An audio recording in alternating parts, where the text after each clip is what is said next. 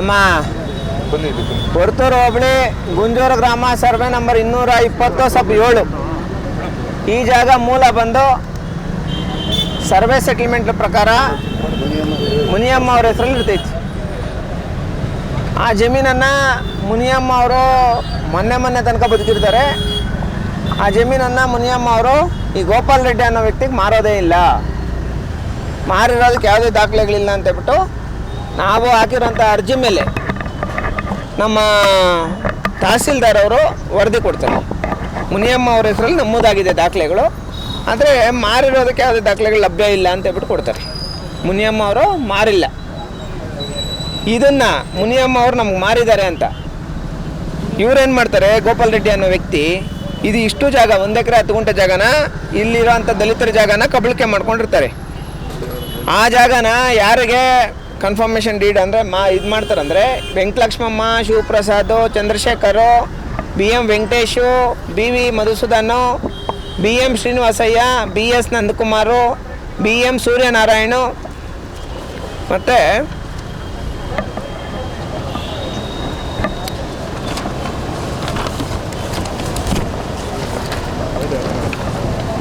PS Ramesh, BM ಜನಾರ್ದನು, ರೂಪೇಶು, Anandu, Naveen, Praveen Kumar ಇಂಥವ್ರ ಹೆಸರುಗಳಿಗೆ ಇದನ್ನೇನು ಮಾಡ್ತಾರೆ, ಸೆಲ್ ಡೀಡ್ ಮಾಡ್ತಾರೆ. ಅಂದರೆ ಅವ್ರ ಕಡೆಯಿಂದ ಇವರೇ ಓನರ್ಸು, ಅಂದರೆ ಮುನಿಯಮ್ಮ ಪ್ರಾಪರ್ಟಿ, ಓನ್ ಪ್ರಾಪರ್ಟಿ. ಆದರೆ ಈ 14 ಜನಗಳನ್ನ ತೋರಿಸ್ಬಿಟ್ಟು ಇದು ಜನರಲ್ ಪ್ರಾಪರ್ಟಿ, SC ಲ್ಯಾಂಡು.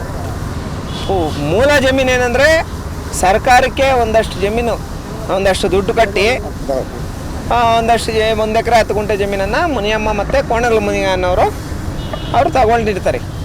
ಮತ್ತು ಇನ್ನೊಂದು ಕಡೆ ರೀಗ್ರ್ಯಾಂಡ್ ಕೂಡ ಅಪ್ಲಿಕೇಶನ್ ಹಾಕಿರ್ತಾರೆ. ರೀಗ್ರ್ಯಾಂಡಿಗೆ ಸಂಬಂಧಪಟ್ಟಂಗೆ ಅದಕ್ಕೆ ಸಂಬಂಧಪಟ್ಟಂಗೆ ದಾಖಲೆಗಳಿಲ್ಲ. ಆದರೆ ಸರ್ವೆ ಸೆಟಲ್ಮೆಂಟ್ ಪ್ರಕಾರ ಮುನಿಯಮ್ಮನ ಹೆಸರಲ್ಲಿರೋಂಥ ದಾಖಲೆ, ಮುನಿಯಮ್ಮ ಯಾರ ಹೆಸರಿಗೂ ಮಾರೋದೇ ಇಲ್ಲ. ಮಾರಿರೋದಕ್ಕೆ ಯಾವುದೇ ದಾಖಲೆಗಳು ಲಭ್ಯ ಇಲ್ಲ. ಆದರೆ ಮುನಿಯಮ್ಮ ಮಾರಿದ್ದಾರೆ ಅಂತೇಳ್ಬಿಟ್ಟು ಒಂದಷ್ಟು ಡೂಪ್ಲಿಕೇಟ್ ಡಾಕ್ಯುಮೆಂಟ್ಗಳನ್ನ ಗೋಪಾಲ್ ರೆಡ್ಡಿ ಅನ್ನೋ ವ್ಯಕ್ತಿ ತಯಾರು ಮಾಡಿಕೊಂಡು ಇಡೀ ಇವ್ರ ಕುಟುಂಬಸ್ಥರಿಗೆ ಅನ್ಯಾಯ ಮಾಡಿರೋಂಥದ್ದು.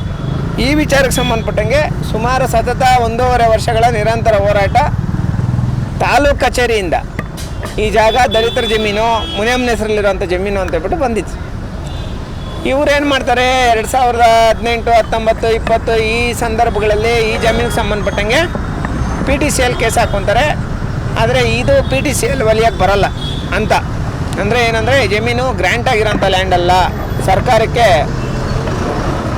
ಪಡ ಕಟ್ಟೋ ಮೂಲಕ, ಸರ್ಕಾರಕ್ಕೆ ಒಂದಷ್ಟು ದುಡ್ಡು ಕಟ್ಟೋ ಮೂಲಕ ಇವರು ಕೋಣಗಲ್ ಮುನಿಯಪ್ಪ ಅನ್ನೋರ ಹೆಸರಿಗೆ, ಕೋಣಗಲ್ ಮುನಿಗ ಅನ್ನೋರ ಹೆಸರಿಗೆ ಬರ್ತೈತೆ. ಅದ್ರ ಮುಖಾಂತರ ಮುನಿಯಮ್ಮ ಅವ್ರಿಗೆ ಸರ್ವೆ ಸೆಟಲ್ಮೆಂಟ್ ಪ್ರಕಾರ ಮುನಿಯಮ್ಮ ಅವ್ರಿಗೆ ಬರ್ತೈತೆ. ಮುನಿಯಮ್ಮ ಅವರು ಇವ್ರಿಗೆ ವಿಲ್ ಮಾಡಿಕೊಡ್ತಾರೆ, ವಿಲ್ ರಿಜಿಸ್ಟರ್ ಮಾಡ್ತಾರೆ.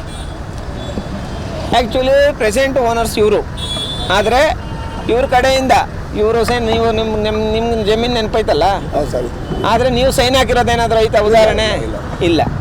ಇವ್ರ ಫ್ಯಾಮಿಲಿಗಳವ್ರು ಏನೂ ಸೈನ್ ಹಾಕ್ದಿರಾ ಮುನಿಯಮ್ಮ ನಮಗೆ ಮಾರಿದ್ದಾರೆ ಅಂತೇಳ್ಬಿಟ್ಟು ಡೂಪ್ಲಿಕೇಟ್ ಡಾಕ್ಯುಮೆಂಟ್ ಸೃಷ್ಟಿ ಮಾಡಿಕೊಂಡು ಮುನಿಯಮ್ಮನ ಸೈನ್ ಸಮೇತ, ಪಾಪ ಮುನಿಯಮ್ಮ ಮಾರಿಲ್ಲ, ಯಾವುದೇ ದಾಖಲೆಗಳು ಅದಕ್ಕೆ ಲಭ್ಯ ಇಲ್ಲ.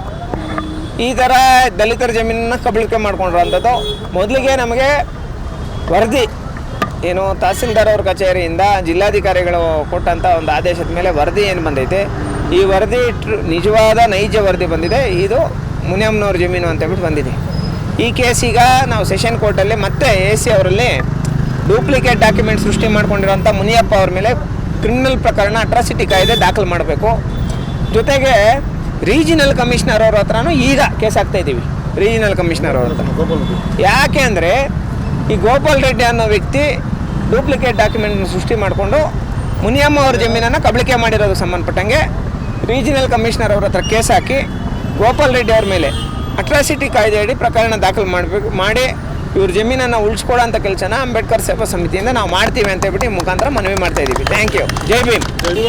ಈ ಜಮೀನು ಬಂದು ಅದೇ ಸರ್ಕಾರ ಕೊಟ್ಟಿರ್ತಕ್ಕಂಥ ಪ್ರಕಾರವಾಗಿ ನಮ್ಮ ತಾಯಿಗೆ ಬಂದಮೇಲೆ ನಮ್ಮ ತಾಯಿಗೆ ಇದು ಬಂತು. ಕೋಣ ಮುನಿಯಪ್ಪನ ಹೆಸರಿನಲ್ಲಿ ಇರ್ತಕ್ಕಂಥ ಜಮೀನು ನಮ್ಮ ತಾಯಿಗೆ ಬರ್ಕೊಟ್ಟಿದ್ರು.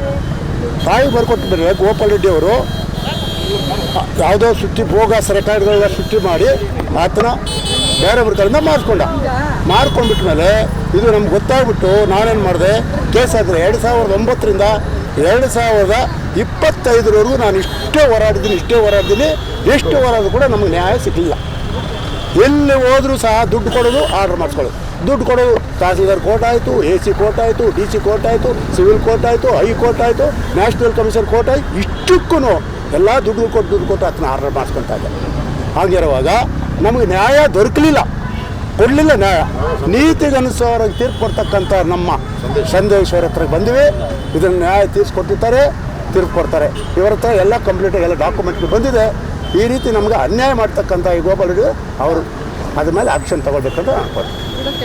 ನಮ್ಮ ಅಜ್ಜಿಯವರಿಗೆ ಹೆಸರಲ್ಲಿರ್ತಕ್ಕಂಥ ಜಮೀನನ್ನ ಗೋಪಾಲ್ ರೆಡ್ಡಿ ಅನ್ನೋರು ನಕಲಿ ದಾಖಲೆ ಸೃಷ್ಟಿ ಮಾಡಿಕೊಂಡು ತದನಂತರ ಎಲ್ಲರಿಗೂ ಡಾಕ್ಯುಮೆಂಟ್ ಬಲ್ಪಡಿಸ್ಕೊಂಡು ಸುಮ್ಮನೆ ಅವ್ನು ಸಾವಿರಾರು ಕೋಟಿ ಒಡೆಯ 50,000 ಲೋನ್ ಮಾಡ್ಕೊಂತಂದು ಏನಿದೆ ಸರ್, ಡಾಕ್ಯುಮೆಂಟ್ ಬಲಪಡಿಸ್ಕೊಳ್ಳೋದಕ್ಕೆ ಎಲ್ಲ ತರಹ ಪ್ಲ್ಯಾನ್ ಮಾಡಿಕೊಂಡು ಇದುವರೆಗೂ 2025 ತನಕ ಆಟಾಡ್ಕೊಂಡು ಬಂದ. ತದನಂತರ ನಾವು ನಮ್ಮ ಕೋಲಾರ ಸಂದೇಶನ ಮುಖಾಂತರ ಹೋಗಿ ಎಲ್ಲ ಥರ ನಾವು ಕೆಲಸಕ್ಕೆ ಇದ್ಕೊಂಡು ಬಂದಿದ್ದೀರಿ. ಈಗಲೂ ನಮಗೂ ಜಮೀನು ಬಿಡೋಕೆ ಸಾಧ್ಯ ಆಗ್ತಾಯಿಲ್ಲ ಆತನ ಕೈಲಿ. ಅರ್ಥಾಯ್ತಾ? ಏಕೆಂದರೆ ಎಲ್ಲೇ ಹೋದ್ರು, ಯಾವ ಅಧಿಕಾರಿದಾಗ ಹೋದ್ರು ಗೋಪಾಲ್ ರೆಡ್ಡಿ ಅಂತ ತಕ್ಷಣ ಎಲ್ಲ ಅವ್ರಿಗೆ ಬೆರಗಾಗ್ತಾರೆ. ನಮ್ಮಂಥ ಬಡವ್ರಿಗೆ ಯಾರಿಗೂ ನ್ಯಾಯ ಕೊಡ್ತಾರೆ ಸ್ವಾಮಿ. ಆದರೆ ನಮ್ಮ ಸಂದೇಶನ ಬಂದು ನಮ್ಗೆ ನ್ಯಾಯ ಕೊಡಿಸಿದ್ದಾರೆ. ಇನ್ನು 10 ವರ್ಷಗಳು ಜಮೀನು ನಾವು ಬಿಡಿಸ್ಕೊತೀವಿ, ಇದಂತೂ ನಮ್ಗೆ ನಂಬಿಕೆ ಇದೆ.